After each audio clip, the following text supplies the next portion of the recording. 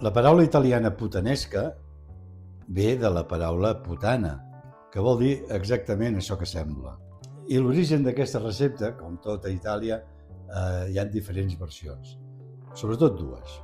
Una que ve de Nàpols, doncs, on un bordell preparaven aquest plat perquè els clients recuperessin forces després de l'activitat, i també perquè amb l'olor de la cocció doncs, atraure nous clients.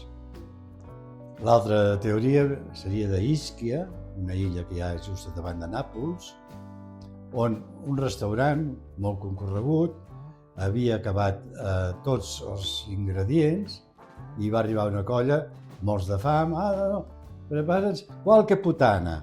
Voldria dir qualsevol merda, qualsevol porqueria, seria l'altra explicació d'aquest origen. Avui farem pasta a la putanesca. Per a dues persones agafarem 250 grams d'espagueti, un pot de tomàquet natural, olives negres, aquí hi ha 100 grams d'oliva de Kalamata amb pinyol, els haurem de treure el pinyol, 2 grans d'all, una cullerada de tàperes, que són aproximadament uns 15 grams, 2 filets d'anxova, un parell de bitxos de pebres de caiena, unes branquetes de julivert, oli d'oliva i una mica de sal. En una cassola hi he posat oli a escalfar i ara hi tiro els alls que he pelat i he tallat per la meitat, les tàperes que les he picat amb un ganivet, una miqueta, i tiro també les anxoves, que també les he tallat en 5 o 6 trossos, cada una, i els bitxos. I ara això ho aniré remenant i una mica la idea és que l'anxova es fongui, es desfaci, vaja. Deixaré una mica al foc. Han passat 5 minutets, les anxoves ja estan desfetes i ara hi tiro la salsa de tomàquet.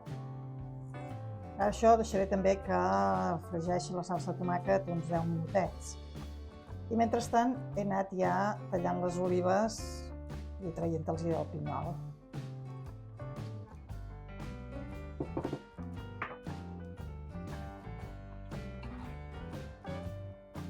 I mentre es va fent la salsa de tomàquet, posem els espaguetis a bullir amb aigua i sal.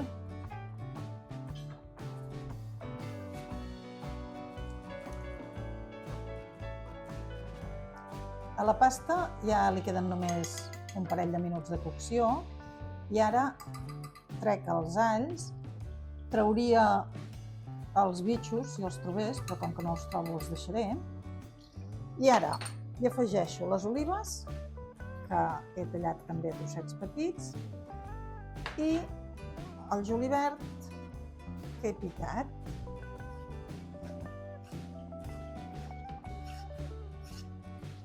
Això ho remeno bé i ho deixo que s'acabi de fer tot junt.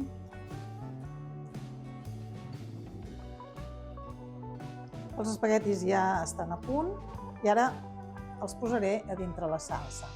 La salsa, ara és el moment de provar-la, abans de posar-hi els espaguetis, i decidir si volem afegir sal o no n'hi volem afegir. Jo l'he provada i no n'hi afegeixo. Recordem que hi ha les anxoves, hi ha les tàperes, hi ha les olives, tot plegat ja és saladet,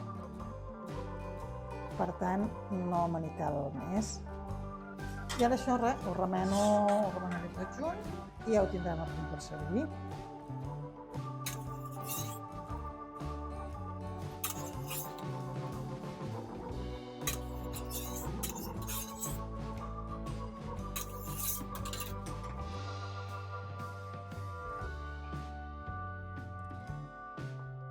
Ara que estan ben remenats, he apagat el foc i ja els tenim llestos per servir.